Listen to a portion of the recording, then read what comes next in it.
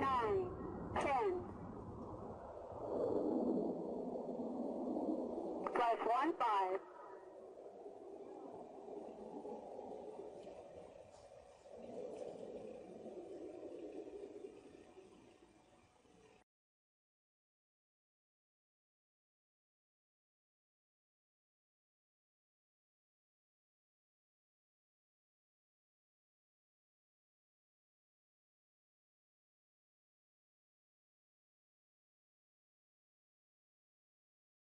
I think we're at the point where we should be for this review. And we've had to kind of stitch this review together from a couple of different templates of what these reviews should look like, because it's actually one I think that's frankly being phased out a little bit in lieu of a couple of different reviews instead. And so we took those two and kind of put the success criteria together, but really it's, are you ready to fly, or is everything that you're supposed to have done to now done? And you expect to have some open items. So I think we at least know what those are, which is, frankly, a big part of the process. The institution is also asking us the same question, and they set up a process, certificate of flight readiness, at which point we have to prove that we are ready for flight. I think there's actions that we still need to close out, and we have a plan to close them out, and I think we're going to come together to close them out. The objective here was to show we are ready to fly, and we have done everything at this point in order to be ready for it. At the CDR, we weren't as far into the process of getting everything ready that there were necessarily other holes that were found, identified at that time, which now have been resolved. I feel we're certainly ready to fly and collect the data, process it after the fact. And that made the review a whole lot more comfortable and easy, because we have done the work, and it was merely a matter of putting it into a presentation and telling them, this is what we've done, we're done doing it, and ready to go and get everything wrapped up in the next couple of weeks, go out to the range and fly.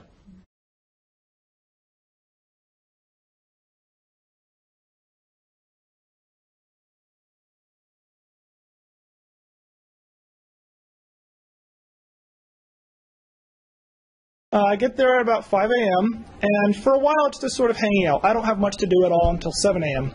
So I'm essentially there to be on hand in case anything goes wrong and eat the food people brought.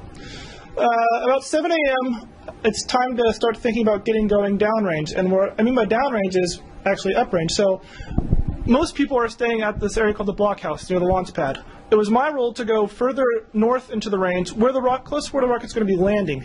And I'm supposed to be looking at the weather in this region where the rocket's going to be landing to say, okay, is this weather appropriate? Are we going to get the kind of images we want given this weather? So I think it was about 7:30 a.m. Pat and I started driving down to this location called Tularosa Weather Station, now near the town of Tula in New Mexico. And we set up camp there, sitting around looking at the clouds. We had a weather observer on hand provided by the range. And we spent the entire morning, essentially every 2 or 3 minutes, running outside, looking at the sky, trying to analyze the situation, and talk with Martin, who was back at the launch site, to see what weather looked like on his end. Typically, the system engineers aren't very involved on launch day. The typical role on other flight projects is that the system engineer is sort of there as a cheerleader, almost. For us, every person was valuable, and since we didn't have as large a team as usually is available. So my role was to go up to JIG 67, which is the relay station that the sounding rocket was going to transmit data down to, and set up all the video equipment with Eric Lee, who's one of our INT engineers, and make sure that equipment was essentially ready to go and record the data. We also did a test to verify beforehand that those were working with different cameras, because we couldn't necessarily test the cameras on the pad, unfortunately, because the door's closed and you can't see anything. So we had that test, set that all up, and then for the majority of that, my job was to call Heidi and tell her what was going on up at the station. So that was my role on launch day, and then to watch the video as it came down. I was with the majority of the team. We were at the blockhouse where we were launching, and we got there around 5 in the morning, and then Tom and I went over to another building where we did the camera transmission test that Ben was talking about. So we set up the spare camera, made sure it could transmit to where he was and that he could receive it, and then we went back to the blockhouse, and it was a lot of sitting around and waiting for most of the morning. Calling Ben every 20 minutes when plans would change. We were supposed to launch at 9:45, and it was called off due to weather, and so then we were waiting around again until 10:30. We went outside every 15, 20 minutes to look at the clouds, check with Shane or Martin, see what they thought about the clouds, and then once we heard that it was actually going to launch, just the whole atmosphere just changed. There's kind of a buzz in the air, and I called Ben and I said, oh, my heart's just beating so fast. We rehearsed this 3 or 4 times, but it was just a totally different feeling. I remember around 400 seconds counting down. The angle that I was looking at was actually to the team before looking to the screen to see the rocket and the motors trying to go.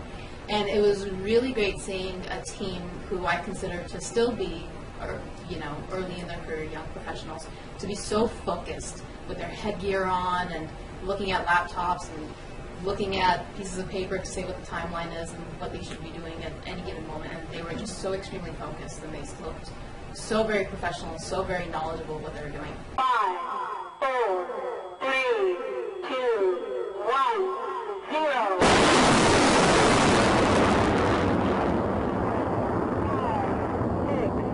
7, 8, 9, 10. Flight 15.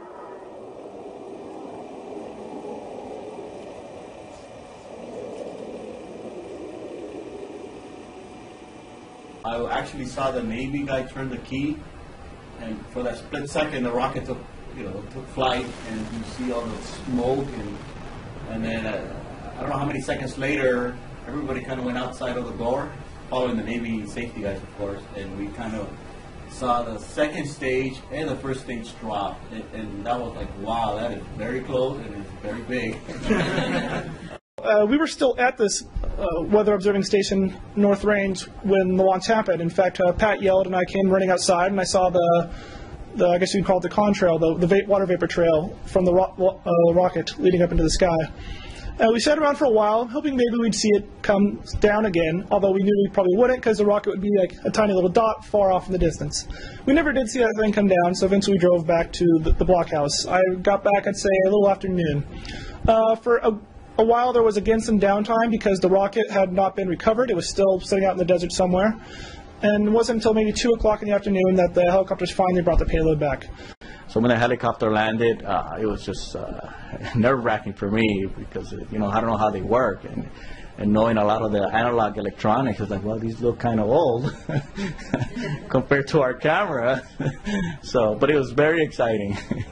And it was about a 15-minute flight. We actually found the spotter helicopter. We landed. We did a GPS survey. We figured out the Explore had actually jettisoned. We took a lot of pictures, and then we all carried it over to the helicopter and then flew back while taking pictures. Up at the station, all I get to see is the video. So I hear that we launched, and I'm just watching the monitor, being like, okay, where's our data? I need to get the data out. I need to make sure that the data is good. I need to make sure that because we have the anomaly, and I want to verify that we get data from both the exo-atmospheric camera and the descent camera imagery. So it was until I saw the first descent imagery, I was really, really nervous that we weren't going to get anything. So I was very glad we got at least the descent imagery there. Sorry. That was another thing. The descent door, it would open on an altitude switch. So when we reached, I think it was 16,000 feet, the door would open. So we had an estimate of what time that would happen. And in the heat of it all, we look at our timeline and we say, okay, at 433 seconds, this door's going to open. Then at 433 seconds, it didn't open, and so we're all sitting there like, oh my gosh, but we forgot that it was based on the altitude, and so it was only an estimate. So I think like 10 seconds later, the door opened, and then we got to see it, and I was really proud of everything we had done and everything the team did, it was really gratifying to see those pictures in real time. The mechanical engineers from Walp's flight facility got our computer, our Contron computer with the hard drives that had the data on it, out of the rocket. When that happened, finally I had something to do again. So then I started working with other members of the team to take the hard drives, put them in a different computer, and then extract the data off of those hard drives. We wanted to get the data off as soon as we could because basically those hard drives were a couple $1 million worth of data until we made copies. So we wanted to make as many copies of this data as soon as we could. So finally we got the data off, and then we started spreading it like a virus to as many little hard drives around the lab as we could, and we all took them home in different cars so that no matter what happened, this data was going to survive. So finally we finished all that at maybe 9 o'clock at night. This is after waking up at 4 a.m., mind you, and we slowly drove in a little caravan style back to our hotel. You know, and I think the next day is when you felt that. You know, I saw Shane's email saying, "Hey, man, we were pretty cool last night considering we worked, I don't know, 18, 15, whatever hours," and then it made me reflect that, you know, just the fact that the solid-state drive survived the impact, like Heidi and I have done our homework and verified that that was going to be the case. You know, I was like, wow, now I start adding up all the little accomplishments. You know, you kind of see your work pay off. It's like, wow, that was a good 2 hours spent researching that solid-state drive, and everybody questioned our decision, but in the end we pulled off the data, you know, so that's a very good accomplishment. So again, it was a long day, but we knew there was going to be payoff, so that I think what kept us going.